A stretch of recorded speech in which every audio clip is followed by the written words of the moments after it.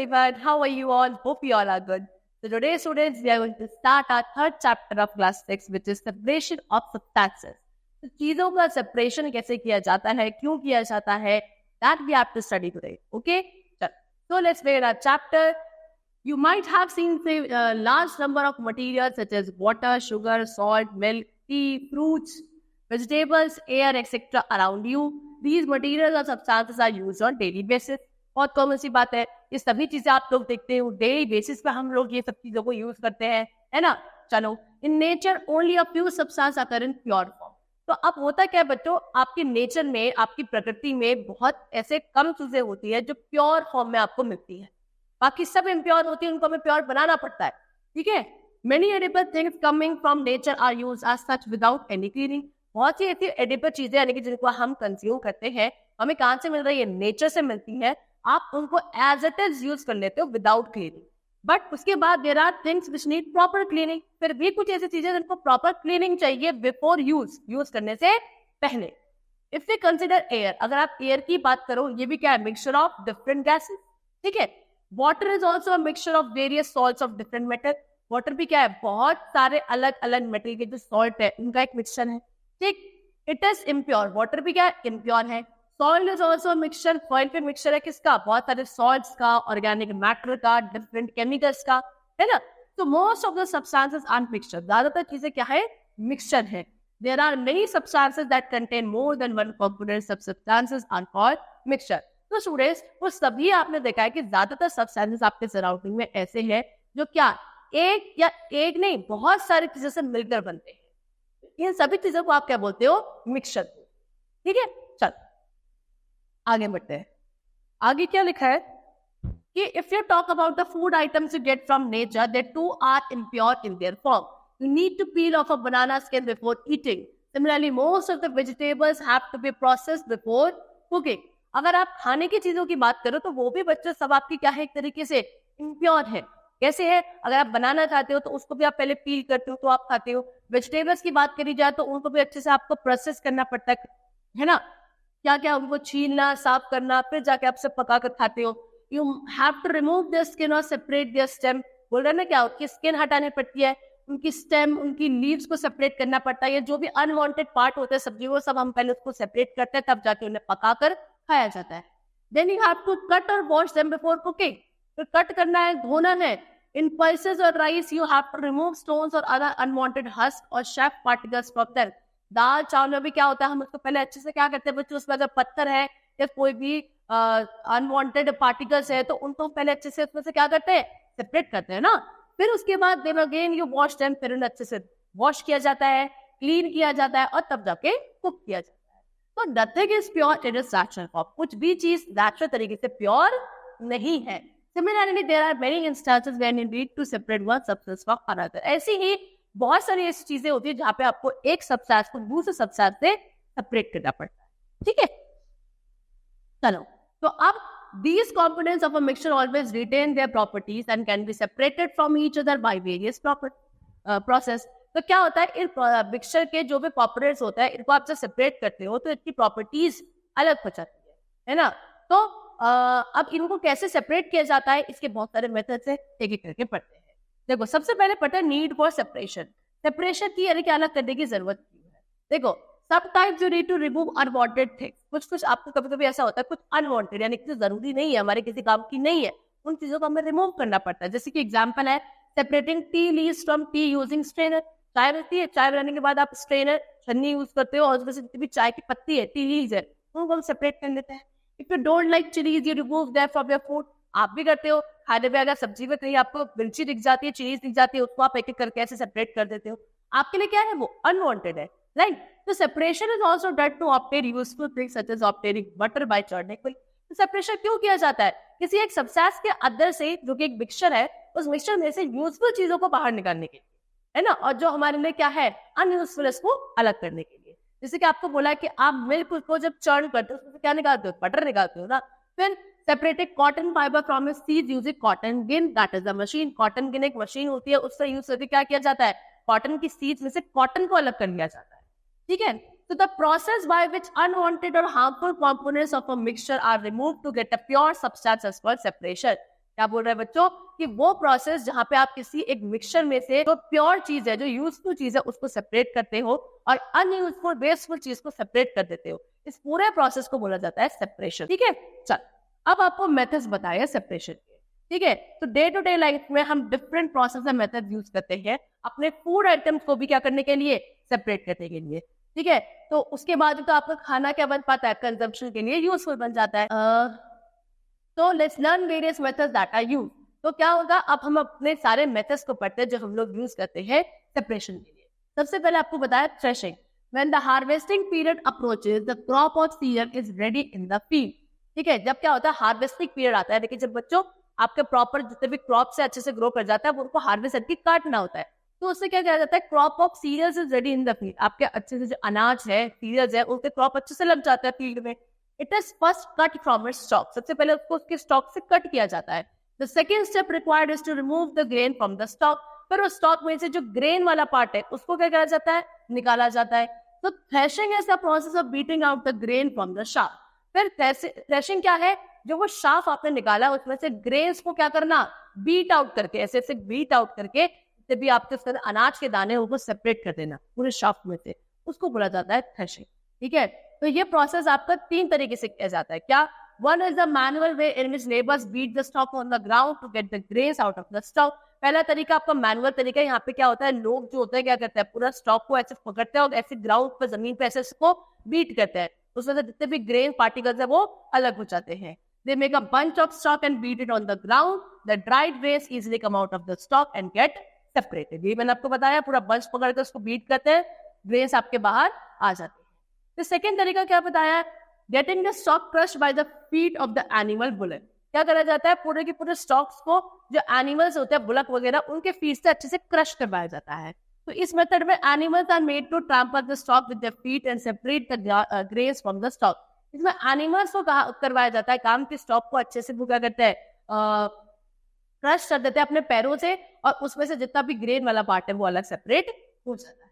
Third method है, most effective method is to get done by a machine called thresher. तो आज के time पे तो बच्चों एक मशीन भी आने लगी है थ्रेशर, जिसकी तरह वो आप ये कर सकते हो। It is a machine which is useful in the field. Field में काफी यूजफुल मशीन है। This method is most effective and productive. काफी इफेक्टिव और काफी प्रोडक्टिव मेथड है। Threshed grains may still continue seed covering and tiny pieces of leaves or stem. अब जो आपके वो ग्रेन्स निकले हैं थ्रेशिंग के बाद, उनमें बच्चों अभी भी क्या होगी, सीड की कवरिंग होगी, छोटे छोटे आपको पीसेस मिल सकते हैं पत्तियों के, स्टेम्स के, है ना। फिर इनको आपको सेपरेट करना होता है एक दूसरे मेथड से, जिनका नाम होता है विनोइंग। ठीक है, अब आते हैं नेक्स्ट मेथड पे जिसका नाम है winnowing. This method is generally used by farmers to separate grains from husk after threshing. तो ये मेथड कब यूज करता है फार्मर्स, जब थ्रेशिंग का हो जाता है। ठीक है, थ्रेशिंग करने के बाद अब हस्क को हमें बाहर निकालना होता है, उसके लिए विनोइंग होता है। They are mixed with the chaff. किसके साथ मिक्स होता है, आपके शाफ्ट के साथ। The second process is to separate these grains from the chaff. तो अब इस पूरे शाफ्ट में से ग्रेन्स को सेपरेट करना होता है। For this a method is adopted which is called winnowing. In this method property of density is, इसमें डेंसिटी की प्रॉपर्टी यूज की जाती है। कैसे, heavy things fall straight on the ground while the things which are light in their weight fly off with the direction of the wind. आपने क्या देखा है, डेंसिटी की प्रॉपर्टी के हिसाब से क्या, कि कोई हैवी चीज होगी तो क्या होता है, वो सीधे आपके नीचे गिर जाएगी। लेकिन हल्की चीज क्या होती है, जिस डायरेक्शन में हवा चल रही होती है, विंड होती है, उस डायरेक्शन में वो भी आगे फ्लो कर जाती है। वही प्रॉपर्टी इसमें यूज करी जाती है। क्या होता है, farmers generally stand at a higher level at for the mixture of grain and husk from a height in the direction of the wind. ठीक है, क्या होता है, फार्मर्स क्या करते हैं, वो पूरा का मिक्सचर जिसमें आपको ग्रेन्स और हस्क का है, एक ऊंची सी हाइट पे खड़े होते हैं और वहां से नीचे की तरफ वो पूरा मिक्सचर किसका, ग्रेन्स का और हस्क का, नीचे की तरफ गिराते हैं, जिस डायरेक्शन में आपकी विंड होती है, हवा होती है, उस डायरेक्शन में। ठीक है, चलो। The grains with being heavy drop vertically from a heap. On the other hand, the husk being light in its weight is carried away by the wind at a distance where it also gets collected in the form of heap. This is how the farmers separate grains from the husk, and this process is called winnowing. The separated shaft is used as fodder for cattle. फिर क्या होता है, जब वो इस तरीके से बच्चों ऐसे करते हैं, ऐसे एक हाइट से गिराते हैं, हवा चल रही है, हवा पे क्या होगा, जो आपका ग्रेन्स है वो हैवी है, वो सारे बच्चों आपके नीचे इकट्ठा हो जाएंगे, और जितना भी शाफ्ट वाला पार्ट है, हथ वाला पार्ट है, वो हवा की डायरेक्शन में, क्योंकि उसका वेट लाइट होता है, वो आगे जाएगा और आगे एक अलग क्या बन जाएगा, हीट बन जाएगा, यानी वो आगे जाके कलेक्ट हो जाएगा हवा की डायरेक्शन में आगे। इस तरीके से आपने पूरे शाफ्ट या पूरा हस्क में से व्हीट ग्रेन्स को अलग सेपरेट कर दिया। अब जब वो आपका हस्क का पूरा आपको इकट्ठा मिला है, हीप मिला है, उसको फिर क्या एज अ फॉडर यानी कि एज अ चारा यूज किया जाता है। किसके लिए? आपकी कैटल्स के लिए, ठीक है ना, वो लोग खा लेते हैं। चलो नेक्स्ट आता है सीविंग पे। If the components of a mixture are of different sizes they can be separated by sieving. क्या बोल रहा है कि अगर किसी मिक्सचर के अंदर जो भी कंपोनेंट्स है उनका साइज सबका डिफरेंट है, तो आप वहां पे क्या मेथड यूज कर सकते हो? सीविंग का, ठीक है। Sieving removes unwanted seeds and soil particles from grain. Sieving क्या करता है? अनवांटेड सीड या कुछ आपके सॉइल पार्टिकल्स है उनको रिमूव किया जा सकता है सीविंग के थ्रू। किसमें से? ग्रेन्स में से, ठीक है।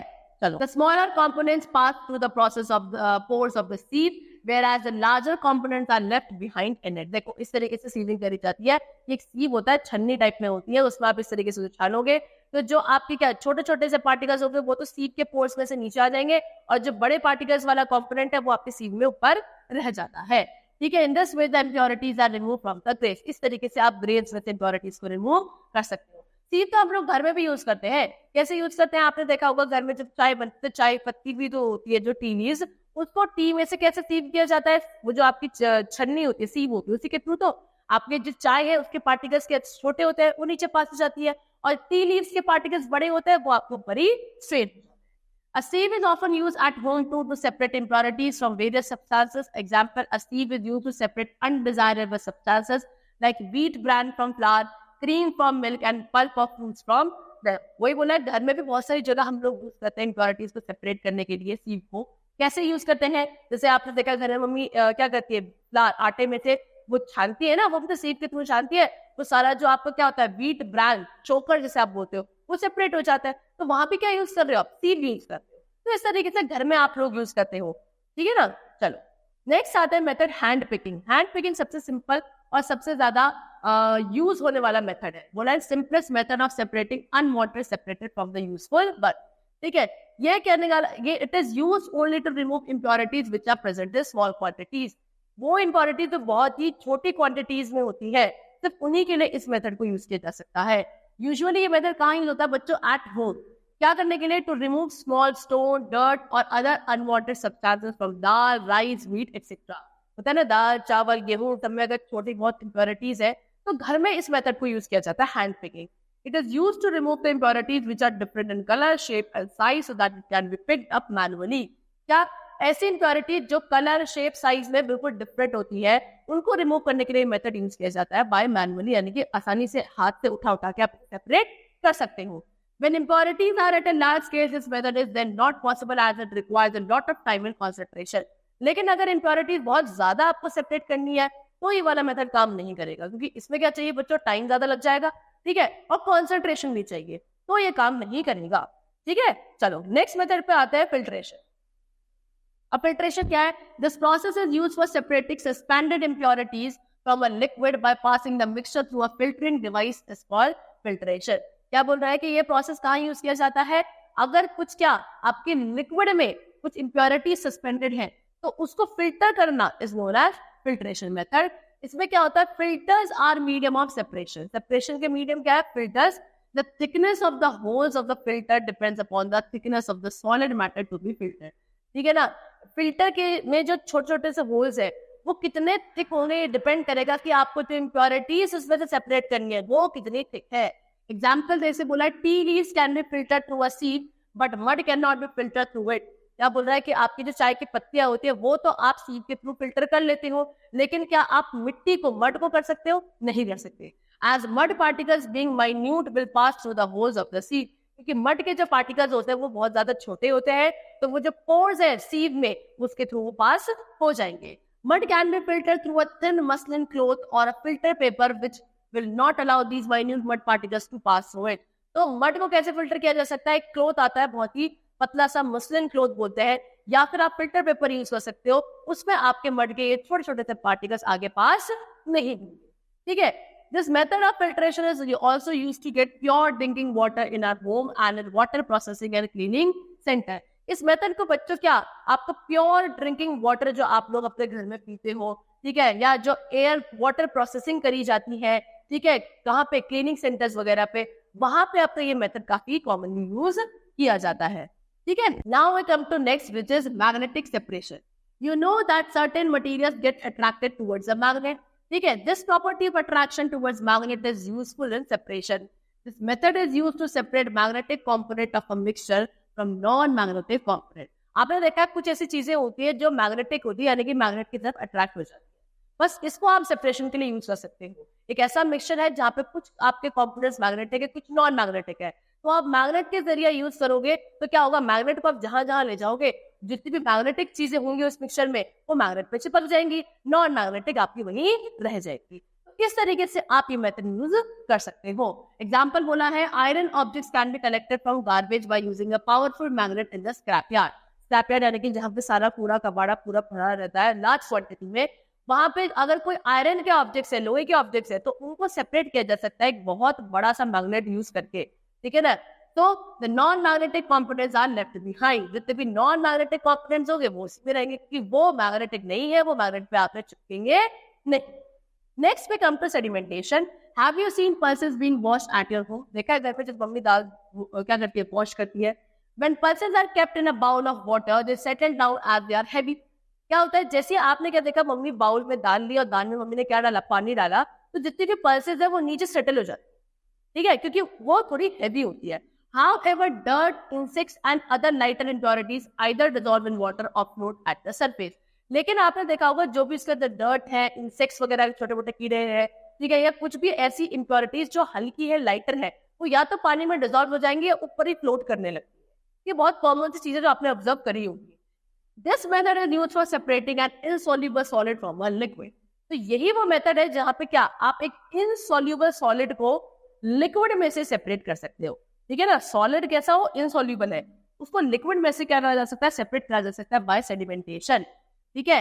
Insoluble substances which are heavier than water, कैसे सब्सटेंसेस जो इनसॉल्यूबल है और पानी से कैसे है, हेवी है, settle down at the bottom of the container, वो तो क्या करता है, कंटेनर के नीचे सेटल हो जाएंगे। This process is called sedimentation, इसको सेडिमेंटेशन कहा जाता है। The solid particle that settle down are called sediment, वो सॉलिड पार्टिकल जो नीचे पानी में सेटल हो जाते हैं उसको बोला जाता है बच्चों सेडिमेंट, ठीक है। चलो नेक्स्ट आता है decantation. The clear liquid above the sediment is known as supernatant. क्या बोल रहे हैं, अब वो क्लियर लिक्विड जो आपको सेडिमेंट के ऊपर जो साफ पानी दिखता है उसको बोला जाता है बेटा supernatant, okay. The clear liquid is gently poured off into another container without disturbing the sediment. फिर वो जो ऊपर पानी आपका सारा आ गया बिल्कुल साफ, उसको धीरे धीरे क्या कर दिया जाता है कि दूसरे कंटेनर में सेपरेट कर दिया जाता है, तो दैट नीचे जो वो सेडिमेंट सेटल है वो डिस्टर्ब ना हो। इस प्रोसेस को बोला जाता है डिकंटेशन, ठीक है। A modern equipment called separating funnel can also be used for separating oil from water. तो आज के टाइम पे एक मॉडर्न टेक्निक आई है बच्चों, सेपरेटिंग फनल, इसको आप यूज कर सकते हो क्या करने के लिए, ऑयल को सेपरेट करने के लिए, कहां से, वाटर में से। This funnel allows a heavier liquid to float down into a container when top cork is opened after putting the mixture in the funnel. क्या बोला, इस फनल के थ्रू आप क्या कर सकते हो, जो हैवी वाला लिक्विड होगा उसको आप किसी दूसरे कंटेनर में क्या कर सकते हो, स्टोर कर सकते हो, फिल्टर कर सकते हो। कैसे, उसका जो स्टॉप कॉक जैसे आप ओपन करोगे, खोलोगे तो सारा का सारा मिक्सचर उस फनल में जाएगा और उसमें से जो हैवी वाला मटेरियल है वो सेपरेट हो जाएगा। कुछ इस तरीके से करा जा सकता है, ठीक है। ये तो खैर आपको सैंड एंड क्ले का दिखा रखा है, ये वाटर एंड ऑयल का नहीं। चलो अब आता है process of obtaining drinking water. जो आप पीने वाला पानी है वो कैसे आपको मिलता है, उसके पीछे क्या पूरी कहानी है। सबसे पहले है इवेपोरेशन। इवेपोरेशन क्या है, the process in which a liquid changes into its vapour state is called evaporation. अब बच्चों वो प्रोसेस जहाँ पे एक लिक्विड स्टेट किस में चेंज हो जाती है, वेपर स्टेट में, है ना, स्टीम की स्टेट में आ जाती है, उसको आप बोलते हो evaporation. This method is used to separate dissolved substances in water. ठीक है, ये कहाँ यूज किया जाता है, कुछ ऐसे सब्सटेंसेस जो पानी के अंदर डिसॉल्व हो चुके हैं अच्छे से, उनको सेपरेट करने के लिए इवेपोरेशन मेथड यूज किया जाता है। In order to separate the dissolved substance, you put the solution on fire or keep it in the hot sun of high summer. The water slowly evaporates and the solute is left behind. ठीक है, इसमें क्या किया जाएगा, जो आपका dissolve substance है, यानी कि जो चीज पानी के अंदर डिसॉल्व हो गई है, पूरा मिक्सचर तैयार है पानी के साथ, आप उसको क्या रखोगे, या तो आप उसको फायर के ऊपर रखो, यानी कि इसमें हीट दी जाए, या फिर एकदम एक्सट्रीम हॉट समर जब होता है तो सनलाइट में रखा जाए। उसमें क्या होगा कि वाटर धीरे धीरे हीट की वजह से किसमें लिक्विड है, किसमें आने लगेगा, वेपर स्टेट में आने लगेगा, यानी कि इवेपोरेट होने लगेगा धीरे धीरे। ठीक है, और जो सॉल्यूट उसके अंदर था, यानी कि जो डिसॉल्व्ड पार्टिकल था, वो ऐसी का ऐसी नीचे रह जाएगा। This method is used to obtain common salt from sea water or from salt lake on a very large scale. तो यही मेथड है जो बच्चों कहाँ यूज किया जाता है, कॉमन सॉल्ट जो आप खाना नमक खाते हो ना खाने में, है ना, वो सॉल्ट को सेपरेट करने के लिए कहाँ से, सी वाटर से. सी वाटर है सॉल्टी, पढ़ा है हमने, सी वाटर, ओशन वाटर, ये सब सॉल्टी होता है. तो इसमें से कॉमन सॉल्ट को सेपरेट करने के लिए यही मेथड यूज किया जाता है. The salty water is collected in shallow beds. क्या होता है, जो सारा सॉल्टी वाटर है उसको शैलो बेड में कलेक्ट किया जाता है, open in the open near the sea shore, वही सी के किनारे में वहां कलेक्ट किया जाता है. The salt is collected in heap. फिर वहां से जो आपको सॉल्ट मिला वो पूरा हीप में कलेक्ट किया जाता है, प्योरीफाई किया जाता है और फिर पैक करके आपको कंजप्शन के लिए डिस्पैच कर दिया जाता है और फिर हम लोग उसे यूज करते हैं. ठीक है, चलो next we come to loading. Many times you get muddy water from wells, taps or other sources of drinking water. काफी बार आपने देखा होगा कि मिट्टी वाला, मडी वाला पानी मिलता है आपको कहाँ, वेल्स में से, है ना, टैप वगैरह में से. ठीक है, this happens more frequently in the rainy. ज्यादातर बारिश के सीजन में ऐसा होता है. Such a muddy water can be made clear by loading. ऐसे मडी वाटर को हम साफ कर सकते हैं by the method of loading. जैसे if the suspended particles of a solid in a liquid are very fine. क्या बोल रहे हैं, अगर जो सॉलिड उस लिक्विड के अंदर सस्पेंडेड है उसके पार्टिकल्स अगर बहुत छोटे हैं, they take a very long time to settle down. तो उनको नीचे सेट होने में काफी समय लगता है. In order to separate this impurity from the liquid it is made to load. तो फिर अब इस इम्प्योरिटी को कैसे लिक्विड में सेपरेट किया जाए, तो उसको लोड किया जाता है. That is its particles are made to get heavier and settle down at the bottom. इसके पार्टिकल्स को हैवी बनाया जाता है सो दैट ये आसानी से नीचे सेटल हो जाए. For it, alum is generally used to quicken this process. तो क्या यूज किया जाता है बच्चों इसके लिए, इस प्रोसेस को बढ़ाने के लिए, एलम. एलम आपकी होती है फिटकरी. ठीक है, एलम फिटकरी is easily soluble in water. फिटकरी आपकी बहुत आसानी से पानी में क्या हो जाती है, सॉल्यूबल है, डिसॉल्व हो जाती है. Tie a piece of alum to the end of a thread and let it go down into the liquid. क्या बोला है कि आपको एक एलम का टुकड़ा लेना है, ठीक है, और उसको कैसे एक थ्रेड से बांधना है और इस तरीके से आपको क्या ऐसे पानी में डालना है जो इम्प्योर वाटर आपको दिख रहा है ना, इस तरीके से. चलो फिर क्या होगा, then move it gently in a rotating motion. फिर उसको इस तरीके से आप रोटेटिंग मोशन में उसको इस तरीके से मूव करो विद अ स्टिरर. ठीक है, the clear liquid can then be decanted off from the above. फिर आपको क्या दिखेगा कि पूरा जो लिक्विड कैन है वो बिल्कुल साफ हो जाएगा. ठीक है, क्यों, क्योंकि जितनी भी आपकी इम्प्योरिटीज थी नीचे सेट हो. ठीक है, चल next we come to crystallization. This method is used to obtain solid in the purest form. ये मेथड किस चीज के लिए यूज किया जाता है, जो भी सॉलिड है उसकी प्योरेस्ट फॉर्म को सेपरेट करने के लिए आपको ये मेथड यूज किया जाता है. The solution is at first heated to get suspended impurities out of it. सबसे पहले क्या किया जाता है, इस सोल्यूशन को, जो आपका इम्प्योर सोल्यूशन है उसको हीट किया जाता है. क्या करने के लिए, जितनी भी इसके अंदर इम्प्योरिटीज है उनको बाहर करने के लिए. After that the solution is allowed to cool down slowly. फिर उसके बाद उस solution को क्या ठंडा होने के लिए छोड़ दिया जाता है. As it cools down, जैसे ही वो ठंडा होता है, the crystals of solute start accumulating on the surface of the solution. फिर जो उसके अंदर वो solute है, यानी कि जो impurity suspended थी, उसके crystals आपको ऊपर की तरफ float करते हुए दिखने लगते हैं. The size of the crystals form depend on the cooling rate. अब कितने बड़े क्रिस्टल्स बनेंगे, कितना साइज होगा, वो डिपेंड करेगा कि कितना कूलिंग रेट है, कितना ठंडा किया जा रहा है. These crystals have well defined regular shape. उन क्रिस्टल्स की क्या एक पूरी well defined regular shape होती है. You can obtain crystals of any substances, alum, sugar, common salt, and blue vitriol, which is copper sulfate, with method. तो आप किसी भी चीज क्रिस्टल्स इस मेथड के थ्रू मिल सकते हैं. आपको बता दिया, एलम, शुगर, कॉमन सॉल्ट, किसी भी वो आप क्या कर सकते हो, क्रिस्टल फॉर्म में बना सकते हैं by using this method. Next we come to centrifugation. Let's learn about centrifugation and churning process. You use many milk products like cream, butter, cheese, etc. Have you ever wondered how these milk products are made? You have also seen at home a pot full of milk being agitated with plunger-like device to separate cream from milk. देखो बच्चा, आपने देखा होगा घर में इस तरीके की एक क्या होती है, आपका मशीन या बोलो आपका एक डिवाइस होती है जिसमें क्या आपका जो तभी मिल्क में से क्रीम वाला पार्ट है उसको सेपरेट किया जाता है घर में, है ना. This process is carried out to separate cream from milk, which later may be used for making butter or solid cream. फिर यही प्रोसेस होता है जिसमें क्या आपका अंदर मिल्क है और मिल्क को इस चर्निंग डिवाइस से इस तरीके से क्या किया जाता है, चर्न किया जाता है. इस मेथड में क्या होगा, पूरे मिल्क के अंदर जितना भी बच्चों क्या है बटर है वो सेपरेट कर दिया जाएगा. इसी तरीके से आपको जितने भी मिल्क प्रोडक्ट्स होते हैं बच्चों वो बनते हैं, हम सब खाते हैं, लेकिन इनके पीछे बनने की हमको टेक्निक नहीं पता. This process of agitation of milk is termed as churning. तो ये जो हो रहा है, मिल्क को इस तरीके से एजिटेट किया जा रहा है, इसको बोला जाता है churning. The word centrifugation means to create a motion that makes the solid and the liquid fly off outward. तो यहाँ पे एक वर्ड है जो सेंट्रिफिकेशन आपको बताया गया है। सेंट्रिफिकेशन का मतलब क्या होता है? एक ऐसा मोशन क्रिएट करना, मोशन मतलब मूवमेंट क्रिएट करना जिसके में क्या हो, लिक्विड के अंदर जितना भी सॉलिड डिसॉल्व हो वो क्या होने लगे, फ्लाई करने लगे, ऊपर उठकर आ जाए। ठीक है, that is towards the walls of the vessel. कहाँ आ जाए? आपके जो वेसल, जो भी बर्तन है, उसकी वॉल्स की तरफ आके चिपकने लगे। This method is used to separate a constituent that is suspending inside a liquid in the form of particle. ये मेथड किस चीज के लिए यूज किया जाता है? आपके उन पार्टिकल्स को सेपरेट करने के लिए यूज किया जाता है जो किसी एक लिक्विड के अंदर सस्पेंडेड होते हैं, बहुत ही छोटे छोटे पार्ट। ठीक है, चलो नेक्स्ट इज डिस्टिलेशन। डिस्टिलेशन पर आते हैं। Distillation is a method of obtaining pure liquid from a solution. ठीक है, किसी एक सॉल्यूशन से प्योर लिक्विड को सेपरेट करने के लिए डिस्टिलेशन यूज किया जाता है। In this process a liquid is first boiled into vapour.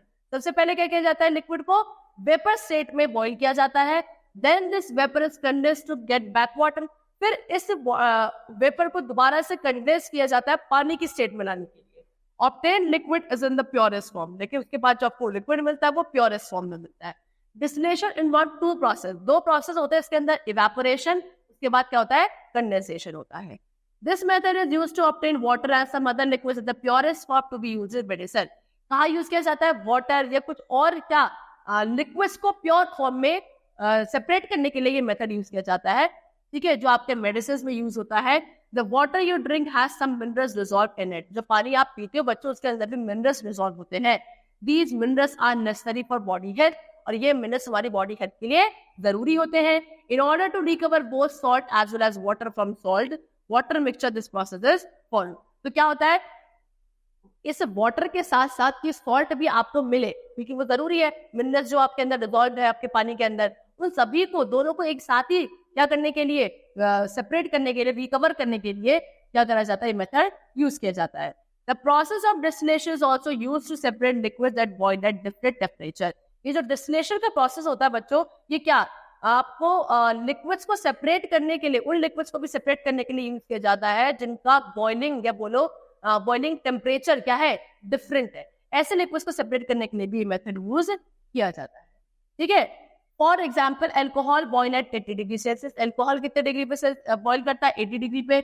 Water कितने पे? 100 डिग्री सेल्सियस पे। So they can be easily separated through distillation. So next we come to sublimation.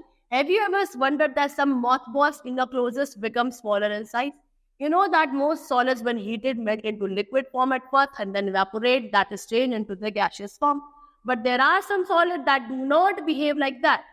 क्या बोल रहे हैं? आपने ज्यादा देखा होगा कि पहले अगर आप सॉलिड्स को हीट करते हो वो लिक्विड स्टेट पे आता है, फिर लिक्विड स्टेट से आने के बाद गैसियस स्टेट पे आता है।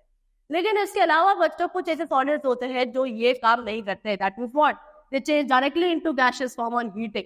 ठीक है ना, स्किपिंग द लिक्विड फॉर्म। कुछ ऐसे भी सॉलिड्स होते हैं जिनको अगर आप हीट करते हो वो डायरेक्टली अपनी गैसियस स्टेट में आते हैं, लिक्विड स्टेट में नहीं आते।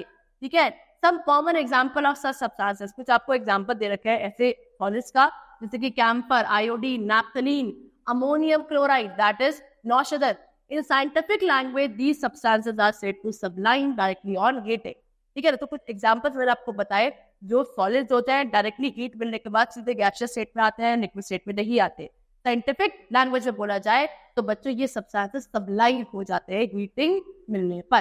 ठीक है, remember when the vapour of such a substance is collected and then allowed to cool, it is obtained in pure solid form. अगर आप ऐसे जो आपका ये प्रोडक्ट आपके जो सब्लाइज हो जाता है मटेरियल, इनके अगर आप वेपर स्टेट उठाओ और इसको क्या करो? कूल करो, तो दोबारा आपको डायरेक्टली क्या मिल जाएगी? सॉलिड स्टेट मिल जाएगी। ठीक है, चलो now we come to the next heading which is solution and its types. अब आपके मेथड्स खत्म, अब सॉल्यूशन क्या होता है, इसके टाइप्स क्या होते हैं। देखो, solution is a homogeneous mixture of two or more substances dissolved in other substances. ठीक है, दो या दो से ज्यादा सब्सटेंसेस जब किसी दूसरे सब्सटेंस के साथ मिक्स कर दिए जाते हैं, और होमोजीनियस यानी कि आपको दिखता भी नहीं है कि इसमें क्या चीज आपने मिक्स करी है। फॉर एग्जांपल आपका सॉल्ट एंड वाटर, आप पानी में सॉल्ट डिसॉल्व करते हो तो बच्चे यहाँ पे क्या हो गए? दोनों सब्सटेंस आपस में मिक्स हो जाते हैं। तो क्या आप उस पानी को देख के बता सकते हो कि इसमें वाटर डिसॉल्व है? नहीं, क्योंकि ये एक मिक्सचर है। और कैसा मिक्सचर है? Homogeneous mixture. ठीक है। The substance which is present in smaller amount is called solute. अब वो सब्सटेंस जो कम अमाउंट में प्रेजेंट होता है एक सॉल्यूशन के अंदर, उसको आप सोल्यूट बोलते हो।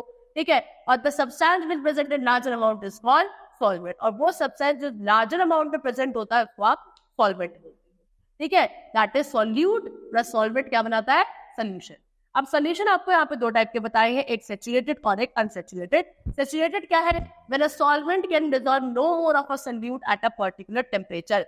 किसी एक पर्टिकुलर टेम्परेचर पे जब एक सॉल्वेंट के अंदर अब और ज्यादा सॉल्यूट डिसॉल्व नहीं किया जा सकता, उस सॉल्यूशन को आप सैचुरेटेड बोलते हैं। ठीक है। Next, when it is capable of dissolving more of a solute than it already contains at the set temperature, then the solution is said to be unsaturated. ठीक है। जब एक पर्टिकुलर टेम्परेचर पे जो भी आपके पास सॉल्वेंट प्रेजेंट है आप उसके अंदर और सॉल्यूट को डिसॉल्व कर सकते हो इजीली, तो दैट मीन्स अभी आपका सोल्यूशन कैसा सोल्यूशन है? Unsaturated solution. ठीक है। चलो नेक्स्ट हेडिंग है सॉल्युबिलिटी। अब आते हैं नेक्स्ट हेडिंग पे जिसका नाम है आपका सॉल्युबिलिटी। क्या होता है solubility? Different substances dissolve with different extent in water or any other solvent at any given temperature. Example देखो, sugar dissolve in water more than common salt. आपका देखा होगा पानी के अंदर सॉल्ट भी डिसॉल्व हो जाता है, शुगर भी डिसॉल्व हो जाता है, लेकिन शुगर आपकी ज्यादा डिसॉल्व हो जाती है कॉमन सॉल्ट से। The extent of dissolution of any substance is described in terms of solubility. तो कोई भी सब्सटेंस कितना अच्छे से, कितना ज्यादा है ना, कितनी क्वांटिटी डिसॉल्व हो सकता है वो डिपेंड करेगा किसके ऊपर? उसकी सॉल्युबिलिटी के ऊपर। The maximum mass of a solute that can be dissolved in 100 grams of the solvent at any specified temperature is called the solubility. ठीक है। तो क्या किसी एक पर्टिकुलर टेम्परेचर पर 100 ग्राम ऑफ सॉल्वेंट के अंदर, कितना सॉल्वेंट? 100 ग्राम ऑफ सॉल्वेंट में आप कितना मैक्सिमम सॉल्यूट डिसॉल्व कर सकते हो, ये कहलाएगा उसकी solubility. Solubility of a solute generally increases with the rising temperature. अगर आप टेम्परेचर बढ़ा देते हो तो बच्चों जो सॉलिड्स की सॉल्युबिलिटी होती है वो भी क्या हो जाती है? जनरली इंक्रीज हो जाती है। ठीक है। चलो, solubility of some common substance are room temperature given below. अब आपको कुछ कॉमन सब्सटेंसेस की सॉल्युबिलिटी बता रही है, वो भी रूम टेम्परेचर पे। जैसे कि शुगर की कितनी है? 204 degree Celsius, common salt 36, ammonium chloride 39, copper sulphate 23। Gases dissolve in water to small extent. Gases आपकी वाटर में बहुत ही कम डिसॉल्व हो पाती है। और aerated drink contains dissolved carbon dioxide. जितनी भी एरेटेड ड्रिंक होती है बच्चों, इसमें क्या होती है? कार्बन डाइऑक्साइड क्या होती है? आपकी डिसॉल्व्ड होती है। Aquatic plants use dissolved carbon dioxide to make their food by photosynthesis. Aquatic plant यानी कि वो प्लांट जो पानी के अंदर रहते हैं, ये भी बच्चों क्या आपकी कार्बन डाइऑक्साइड जो कि डिसॉल्व रहती है वाटर के अंदर, उसको यूज करते हैं। किस चीज के लिए? अपने फोटोसिंथेसिस प्रोसेस के लिए। The oxygen dissolve in water is taken up by fish. पानी के अंदर ऑक्सीजन भी डिसॉल्व रहती है, उसको कौन यूज करता है? फिशेस यूज करती हैं। कौन से ऑर्गन से? कुछ उनके स्पेशल ऑर्गन होते हैं जिनका नाम क्या होता है? गिल्स, उसके through. Aquatic animals survive on the oxygen dissolve in water. जितने भी एक्वेटिक एनिमल्स है बच्चों, वो पानी के अंदर सर्वाइव ही किसी वजह से कर रहे हैं, जितनी भी ऑक्सीजन डिसॉल्व है पानी में उसके थ्रू। ठीक है। चलो, the solubility of gases in water decreases with the rise in temperature. Water के अंदर गैसेस की जो सॉल्युबिलिटी है वो क्या हो जाती है बच्चों? डिक्रीज हो जाती है अगर टेम्परेचर इंक्रीज होता है। ऑफन ड्यूरिंग समर में क्या आपने देखा होगा? Fish in shallow ponds die. ठीक है ना, जो आपकी शेलो मतलब छोटे छोटे पॉन्ड्स होते हैं उसमें फिशेस क्या हो जाती है? मर जाती हैं। This is because the water in the pond gets warm. क्या होता है? क्योंकि वहां जो पॉन्ड वाटर है वो गर्म हो जाता है ना, ड्यू टू समर हीट। किसकी वजह से? गर्मी की हीट की वजह से। As a result the amount of dissolved oxygen water decreases and the fish in that pond die. इसकी वजह से क्या होता है? अभी वो ये ना, मैंने आपको बताया गैसेस की सॉल्युबिलिटी कम हो जाती है अगर टेम्परेचर बढ़ जाता है। तो गर्मियों में टेम्परेचर ज्यादा होता है जिसकी वजह से पॉन्ड वाटर गर्म हो जाता है, यानी कि उससे टेम्परेचर ज्यादा हो जाता है। टेम्परेचर ज्यादा हुआ तो गैसेस का उसमें सॉल्युबिलिटी कम हो गई, यानी कि ऑक्सीजन गैस की सॉल्युबिलिटी कम हो गई, ऑक्सीजन का अमाउंट पानी के अंदर कम हो गया और वो फिशेस को प्रॉपर नहीं मिली ऑक्सीजन, इसलिए वो मर जाते। इस तरीके से आपने देखा कि किस किस तरीके से आप चीजों को सेपरेट कर सकते हो, किसकी क्या सॉल्युबिलिटी है, types of solution, everything we have completed today. So students, that's all for the chapter. The chapter is completed. Hope you all liked it. Hope you all understood it. Thank you everyone.